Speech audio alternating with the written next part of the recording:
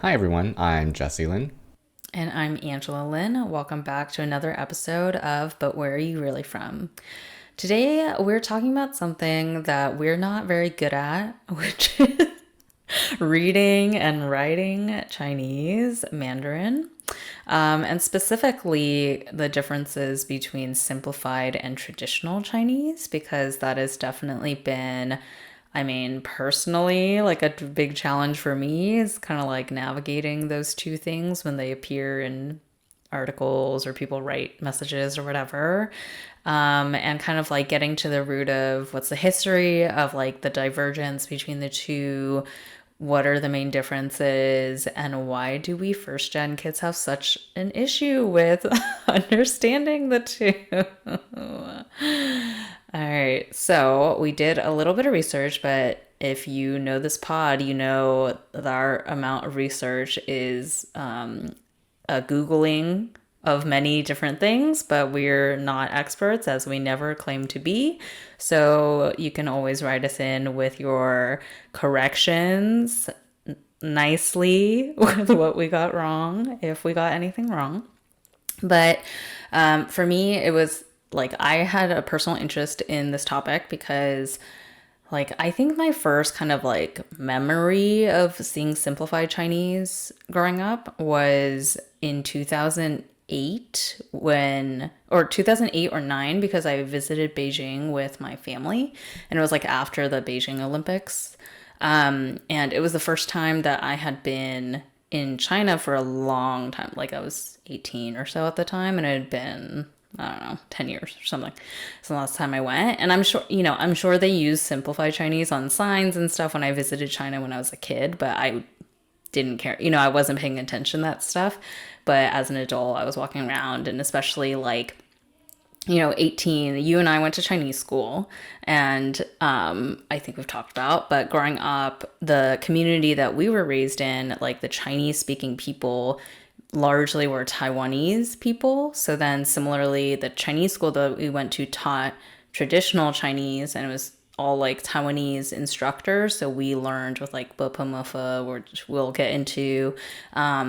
But yeah, so we only learned to like read, write traditional. It was around the time when we like graduated Chinese school, and I was like, oh, this is like as much Chinese as I'm ever gonna know. And then we go to China, and I'm like, oh, I should be able to like read everything. And I'm like, I can't read shit. What are these characters? It was the first time that I was like, wow, simplified feels like really different. So ever since then, it's always been kind of like a diverging path for me. And it for me, it makes me feel a little like deficient. Not that I know everything in traditional Chinese either, but like the characters I do know, I feel like confident about, and I can largely kind of like guess things based on context, even if I don't know every word. But when my dad sends like an article from China or something, I'm like, I can't read any of this. And it like almost makes me feel worse about my already like, basic level Chinese understanding. Do you have like similar thoughts? Well, my parents are like, they don't really have many ties to China, so it's never been like a thing where I've had to encounter that or try to read many of those characters. But you're right, it is very confusing. And I think like it's even my parents are sometimes like, we can read it, but sometimes we have to guess what it is because you have to have like pretty good knowledge of most of the characters already to understand what the simplified version is, because I think there's some kind of like what would you say, there's a method to the way that they simplify things, so it's not just like random adjustments to the traditional characters, but there's some like way that they went about simplifying all of them. So i I think there are like some things that you can, if you're already keenly familiar with the traditional aspect of it, you can probably tell what it is, because most of the characters are like, they're not simplified to a way where if you look at them side by side they're completely different. Like some of the structure of each character is still the same, but it's maybe like the interior of the character is like only 3 brushstrokes instead of like 15 brushstrokes or something like that. So I think that, yeah, it can be very confusing if you don't even have full mastery of traditional Chinese, which I don't. Yeah, I think that's very true. And it's also what I read on a bunch of Reddit threads that I was going down of like people kind of discussing struggles with no like reading between the two. I think you're largely right. But let's back it up and from our like Googling that we did, explain a little bit about what we found of like where Simplified came from and like what that method to the madness was, so that everyone's kind of on the same page. So, from what I looked up, Simplified Chinese is like lols, it's complicated in terms of like if you're trying to pinpoint the exact history because the like I mean the main thing about simplified Chinese that everyone thinks about is largely attributed to the 50s and 60s during the Cultural Revolution, when like everyone was illiterate in China, and so the Communist Party made like a really big push to introduce simplified Chinese as a way to quickly get people literate. And basically, what they did was like slash a shit ton of characters out of the like list of all potential characters. And they did a lot of the stuff like you're saying where like some things that have like just like a gazillion strokes they just like simplified down to like an X or like something like that. But others, I read that how in Chinese is really confusing, especially for people who don't speak it, because there are so many words that sound exactly the same, like they're pronounced the same, they have the same intonation, but they mean different things. So something else that they did is that if there are multiple words with the same pronunciation, a lot of times they simplified that down by making all of them the exact same word, and usually the most basic, like the easiest to write, one of the like five, if there were five, for example. So that's how they kind of like slashed everything down. And then, but like, to what I was saying about why it's complicated is like I remember when I talked to my dad about simplified Chinese just kind of in passing, and he was like, oh, simplified Chinese is like ancient, actually, it's like way older than people think. And he's like partially right and partially wrong. There's like parts of simplified Chinese that come from really old times. So like the Qing dynasty is what I found, where I guess there was like a lot of cursive or like calligraphic, type writing. And in that tradition, there is already kind of shorthand in some characters because it was easier to write. So a lot of the simplified characters, the way that they look in modern Chinese is like inspired by the cursive writing. So some of it came from that. So that's why it's like, oh, like you can claim that part of it is like freaking ancient, and then but the majority of it came from like Mao times, pretty much.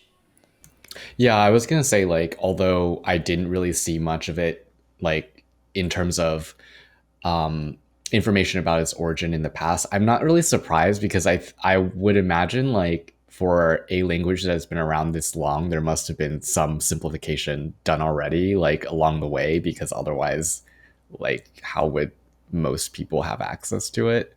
But yeah, I think it's also like, for people who aren't familiar with Chinese, it can be very difficult to understand because Chinese is not a phonetic language. It's not like when you learn the alphabet, you can basically guess how to say every word that you read because it's phonetic, right? Even though you might not know, like, what's aubergine, but you could say aubergine when you read it. It's a color, by the way. I'm like, what's It's a Albershine? color. It's like a red, deep red color. But it's not phonetic. So Yeah. you have to actually memorize what each word sounds like, which is why it's such a difficult proposition. Like, imagine trying to memorize what all the English words sounds like without understanding the alphabet. Like, it would be close to impossible. Yeah. Yeah. Well, let's sidebar that the kind of like phonetic or alphabet part of it, because I think there's a Hmm. lot of interesting stuff to be had there. The thing about like not knowing how it's pronounced, just by the way that it looks, I think that's partially true, and then part of that is also where we now diverge as first gen failed Chinese school kids versus like native speaking people, because I didn't dig into like just like the super deep, whatever of it all, but part of what I read in those threads where people were kind of like debating between the simplified versus or traditional and like pros cons blah blah. Some people were talking about like, well, in traditional Chinese, like the components are made up on purpose. Like everything's really thought out in terms of like how each character is built. And there are different components of each character. And one of the components is called like a radical or whatever, which is usually like like what's on the side, or like what's on the top, right? Like there's like 人字旁, which is like the thing on this. Yeah, anyways. So like certain radicals will give you a hint into either what the character means or kind of what it might sound like. Because for example, like we talked about our names last time, and the middle word in my name is Wan. And like it looks very similar to the word bowl. So if you know the word bowl and you looked at the word that's in my name, you could probably guess it sounds like one, and then you'd be right. And there's like a ton of words kind of similar to that. So I think this part is like, it's not an exact science of like every word you can exactly guess what it might sound like based on knowing the components, but I do think we as like first gen kids who are not super native in reading and writing are at a disadvantage in like being able to leverage that kind of like, foundational part of how the language was built, versus native people probably would disagree with us that like you can't guess how it sounds based on, the parts of the character. So yeah, just playing devil's advocate there. Yeah, yeah, I think that makes sense. And there's probably also some, as you're mentioning, there's some cultural context background that we lack that could be help that we haven't been taught about because, we didn't grow up in an Asian country that can help you identify what some of those characters are. Because like the traditional characters are, what was the thing that it's like close to hieroglyphics kind of. They're like pictorial characters. Like they're supposed to represent visually whatever it is that it's describing. So if it's like water, at some point the like original version of it looked like a drawing of water, and then it got like adjusted until it became the character. But it's supposed to represent visually like what something is that it describes.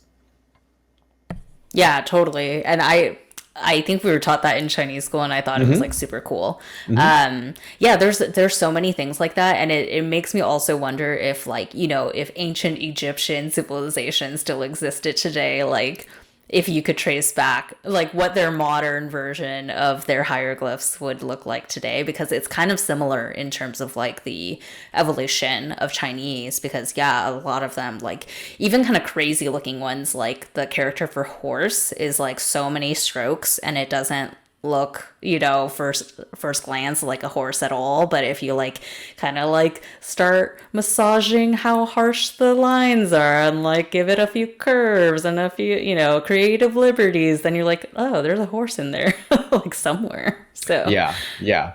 And this is like one of those things that it's just like really hard. And someone can tell me if I'm wrong, but I feel like when you're learning a language, it's really hard to do it in the vacuum of the culture that it comes from, because there are so many contexts about how context in which people use language in a specific way, and just like the specific kinds of conversations or the specific places that they're having conversations that really cue you into like what something might mean if it's you don't know what it is. So I think it's really hard to learn that in a vacuum. And we did go to Chinese school for almost like 13 years, but it's not like we were using Mandarin all the time or like reading and writing it all the time. So the context in which we were using it was purely like academic. So there are probably like many situations where we just don't have the learning from that to be able to like guess better at what the character might be. Yeah, I mean, to be fair, we did speak, or at least my parents forced me to speak Mandarin at home, and we had to read, the Confucius text that we sometimes talk about on this show. But yeah, I agree. It's always been very like more academic, and then even speaking with parents, that's just talking. Like that doesn't help you with the reading and writing portion, which is why my speaking has always been a lot better than my literacy. So yeah, totally. And I mean, it would be a whole other rabbit hole that I don't think we need to go down, but like you mentioned the cultural context, right? Like we're never going to fully understand things like slang and like, internet just speak or whatever, just the same way as like someone who's learning English wouldn't necessarily understand all of our random acronyms that we use all the time in online speak or anything like that. So, yeah, it is what it is. But just adding like a little bit more color into, again, kind of like why we are coming with it at a certain perspective. Traditional versus simplified, also for those who don't know, because I didn't know the exact countries, but they're both used today in like modern society, but it does kind of break down pretty cleanly into which countries, like you can kind of tell which country someone's from based on whether they're using traditional or simplified Chinese. So simplified Chinese is like all of mainland China uses that. And it's like from what I've found, it seems to be a little like up in the air if people who know simplified Chinese can always read traditional Chinese. I think it's like largely yes, because again, they look like similar enough if you're native, and again, with context, you can kind of like guess the rest, but it's not like 100% crossover. And then I think Singapore also uses simplified, but then Taiwan, which is, where our family's from, is traditional Chinese. Hong Kong is traditional Chinese. I forget if Macau is on, I forget which side I Macau think is on. Macau is, yeah. Traditional. I think traditional, yeah. Yeah. So, I mean, it's funny because it is kind of like an identity, like, giveaway right away. And I think I may have mentioned this, but I helped Ramon with his startup like a few months back, just for like a few weeks, and they have a Discord channel of all like Chinese speaking people, and I could tell right away because they were all writing in simplified Chinese that they're all from China. And I had to be like a temporary moderator for a few weeks, which is like one of the hardest things I've ever done because I was doing multiple levels of like translation to make sure that I was conveying things correctly. But I could only type in traditional because I was like, I can't verify it. Like if I chose to type in simplified using pinging, which we'll get into in a hot second, like if I did that, I would not be able to verify if what I'm typing is correct because I cannot read simplified Chinese, versus like if I type in pinging and I have it create traditional characters, I can more or less be like, yeah, that's the character I meant to write. So I'm sure they were kind of like confused about why they're the one person with like any sort of connection to the company is only writing in traditional Chinese, whereas everyone else was writing in simplified. So we have dropped little sprinkles here and there about phonetic systems, alphabet, and I've mentioned pinging now. So one of the other like big differences, and again, this won't make like that much sense to those that don't speak Chinese, so maybe you're learning a lot today, but there are like two different kind of alphabetic systems that help people learn Chinese, and it does differ based on whether you're learning traditional versus simplified, and also largely like if you're Taiwanese versus anything else almost, because there's a random alphabet it's not random, but there's an alphabet that is unique to Taiwan, called 注音符号, otherwise known more colloquially as BPMF, because those are like the first four letters of the alphabet, much like you would say ABCD. And you learn that as a child, like we learned it in Chinese school.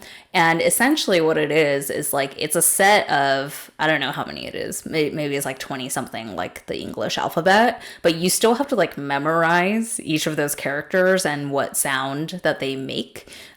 So it's not obvious when you look at one of those alphabet characters what sound that would make. But once you've memorized that sound, basically the way they teach kids is like you would have a book or whatever and it would have the Chinese characters, but then next to it it would have these like alphabetic characters kind of spelling out the sound that that character makes so that you can start associating the correct pronunciation of a word with this alphabet. So I mean, I loved it growing up, and I was like, "Oh, I feel super literate. If you could just write everything in Bobomufa, I could like read everything." But that's not super legit, I guess. I feel like the association part did not really happen for me. I was like, oh my god, I can read these things so quickly using the Papamafa, but then I never remembered what the actual character was because, like you said, like there's like maybe like 30 something characters, and then there's like what was it? Like four tonal intonations: up, down, flat, punctual. Is that what you call it? Punctual? I don't know, Punctual? middle, Like a punch, like a it. staccato kind of Yeah, like sure. thing. Yeah. And so it was just like and you could have like three of them with one intonation, but that could still be five characters, 10 different characters. Like so it was still really, really hard to like remember each character because you have to like specifically remember what it sounds like. Yeah. Yeah, and that's where the memorization comes in. And again, this is also where like we're probably at a disadvantage because native people probably have the, like the components of the character could help them as well. But for us, it was literally just like you got to just memorize what these sounds are and which word it's associated with. Um, but yeah, so that's how Taiwan teaches kids how to read. But China and a lot of other Chinese speaking countries now use something called Hanyu Pinging, which you've probably seen, or at least the words like pingyin, because it is like the standard way of phoneticizing Chinese because it uses romanized, aka English, like, Latin based characters or sounds to spell out what a word sounds like. And I will also add, I found a fun fact about the quote unquote father of Pingyin. His name is Zhou Youguang. And he died in 2017 at the age of 111. Get it, y'all. But anyways, he is like largely attributed with creating Pingyin, and apparently at the time that he first started working on developing the system that would become Hanyu Pinging, 85% of Chinese people could not read or write. So it was like not only was making simplified characters part of what expedited literacy, but like without Hanyu Pinging as the kind of like aid in associating the sounds with the characters, people would not have gone there. So one up to you, man, and big up in the sky or wherever you are. But so yeah, so that, and Hanyu Ping as like just like a personal anecdote, when it first started rolling out more in like, I don't know, more broadly. So like I personally, again, remember it more in the kind of like 2008, 2009 time frame of when I first started learning how to use it. And like texting or like on my computer typing with it.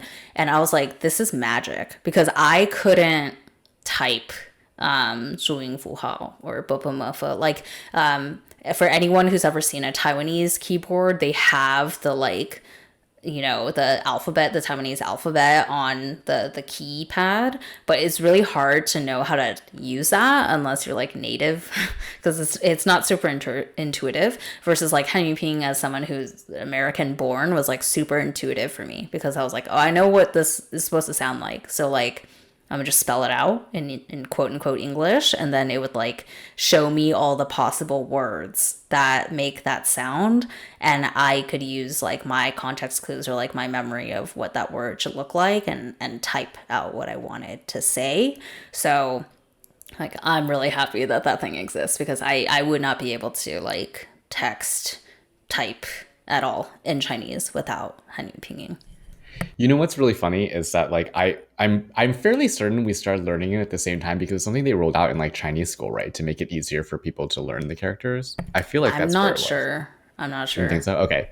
That's how I remember it. But I will say that my familiarity or correctness in interpreting the different kinds of phonetic alphabets, if you will, the Zhuyin versus Hanyu Pinyin, I'm actually better at the Zhuyin. Like I understand it much better than the Hanyu. You know, like a lot of the times I would be like, Angela, I don't understand how to this like ZHAO. What does that mean?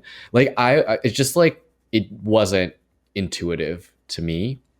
And I'm also really curious because like, do people in China learn characters using Hanyu Ping? No, right? It's mostly for foreigners trying to learn because then they would have to learn the alphabet and then they I look, I don't know the like full mechanics of it, but I think it was also aiding Chinese people because otherwise the article I read about the father of Hanyu Pinging or whatever, I don't understand why they would have made that note about at the time, he created it. Most people were illiterate.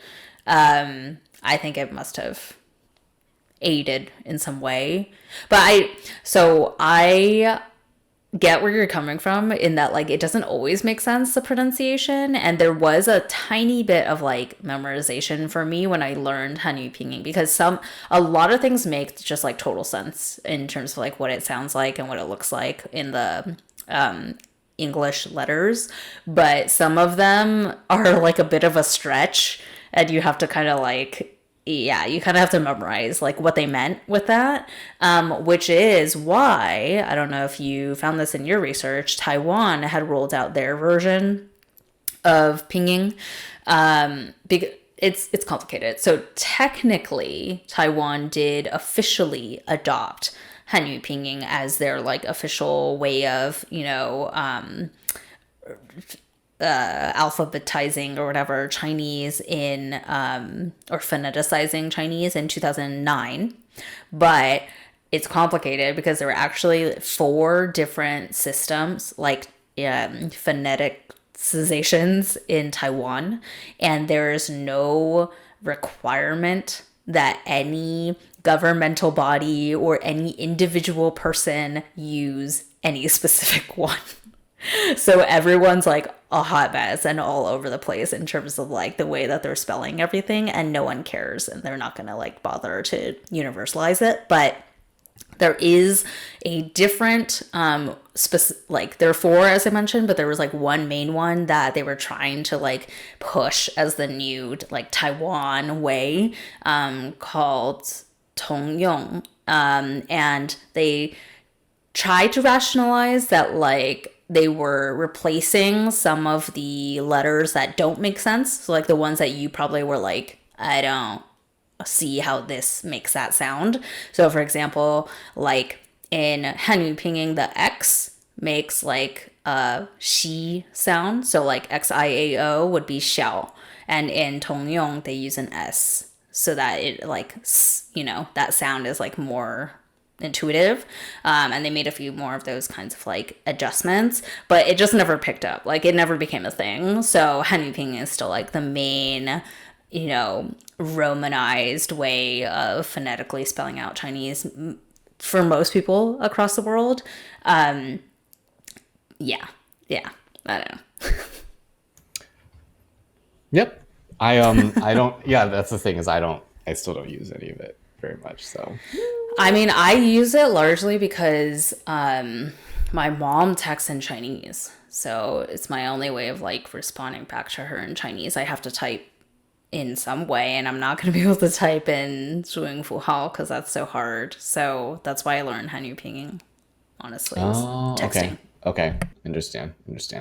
Well, we were just talking about like the differences between China and Taiwan.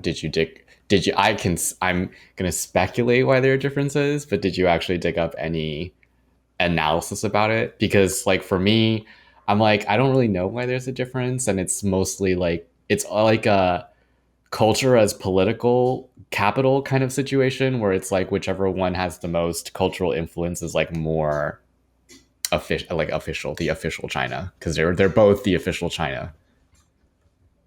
Yeah, I don't think there's gonna be a like official answer to this, but the most obvious and speculated one is just for political reasons. Um, I mean, as I said, Hanyu Pinging is like the most used phonetic system for Chinese or not translation, but Chinese association across the world. And for Taiwan not to really want to use that or like universally use that is largely because they want to stay independent from China.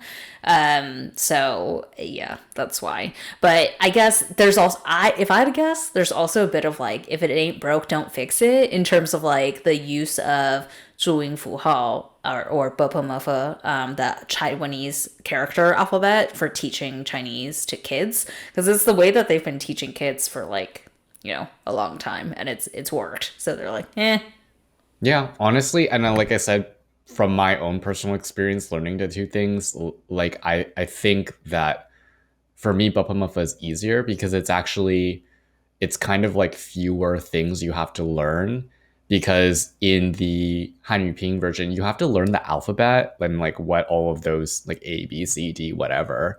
And then you have to learn the combinations of some of those sounds as well in order to translate that into the equivalent of like Hanyu Ping characters.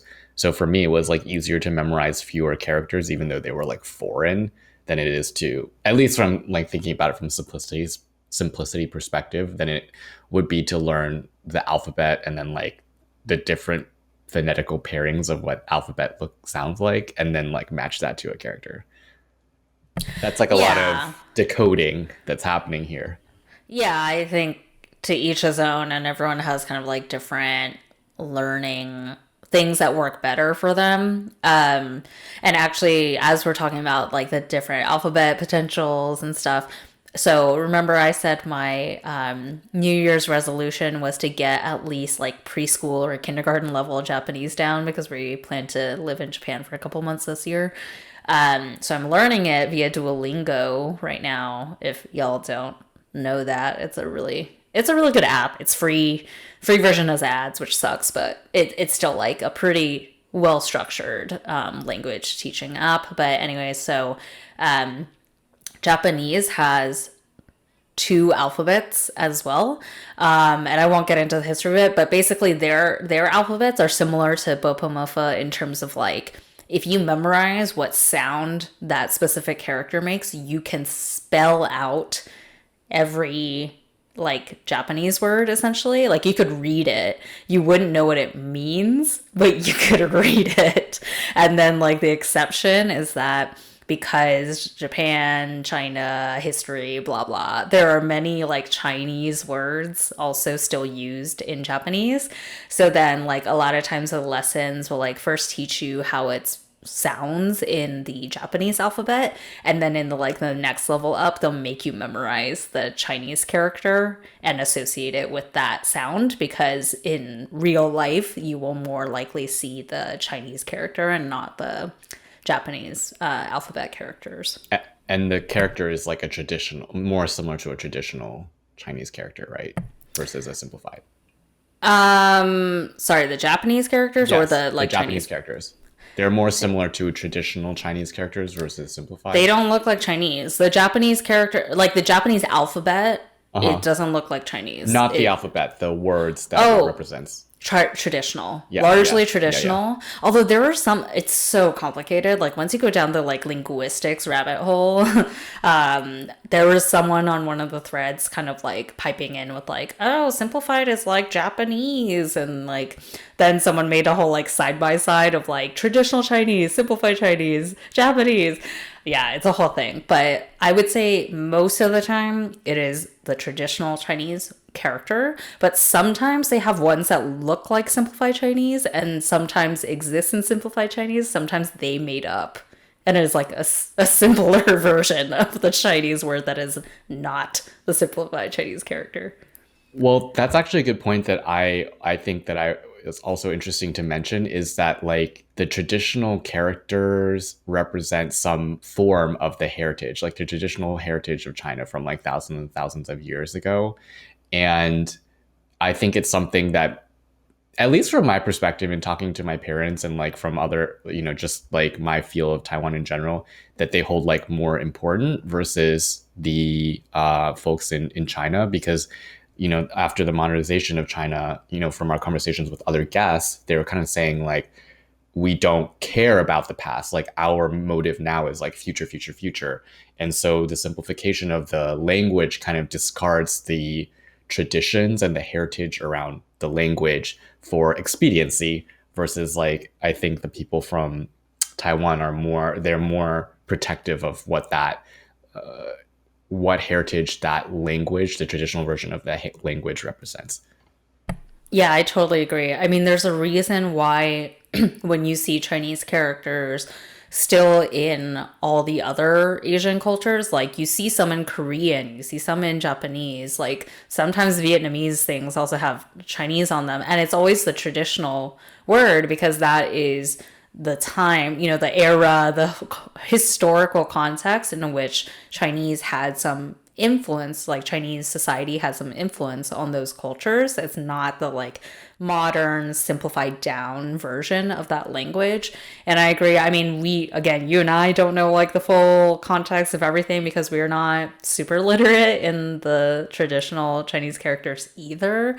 But like I've always admired that there is so much you could break down from like any given character of like where it came from, what it means and all that. And a lot of times with the simplified, they just take out the whole like a whole part of the word altogether, and it's just like you wouldn't know where that thing came from anymore if that part was removed. So yeah, which I think brings us to our close, our fortune cookie. We wanted to talk about the most bizarre or like crazily different word that between like traditional versus simplified Chinese. So I did a little bit of research. I'm sure it's not like, I'm sure people who are like actually literate would debate us on this. But I found a few. Jesse, did you have a favorite though that you found that you wanted to bring to the table? Honestly, for me, they're all really bizarre.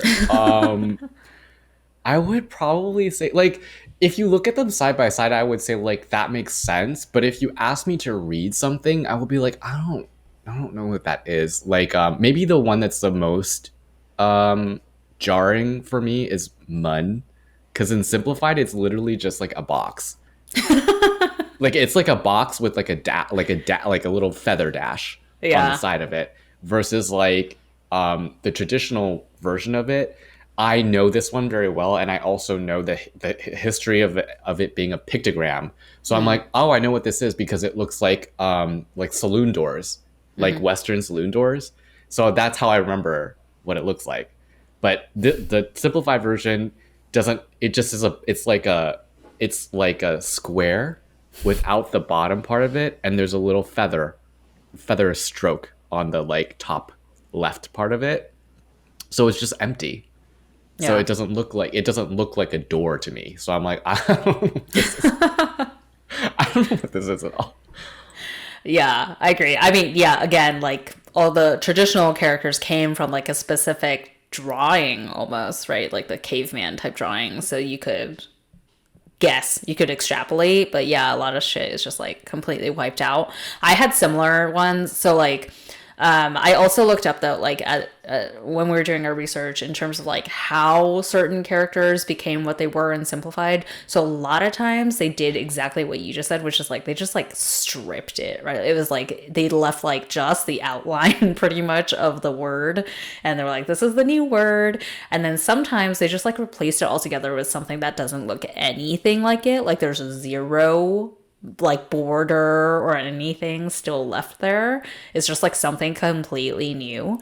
Yeah, there's a whole like series of them that are like what happened here. But if you know how to write Chinese, you may be familiar with like one of the, maybe it's called a radical, I don't know. One of the main components is sometimes this thing that's like at the top where there's like a dash and then a stroke and then like a tail kind of, right? There's like this top component, and then there are like a billion words that you, there's so many words that have that thing at the top. It's a dash, it's a horizontal line, and then it's like a tail or like a cape off the. Okay, I think I understand what you're saying. Okay, yes. yeah. Yes. Yeah, so yeah.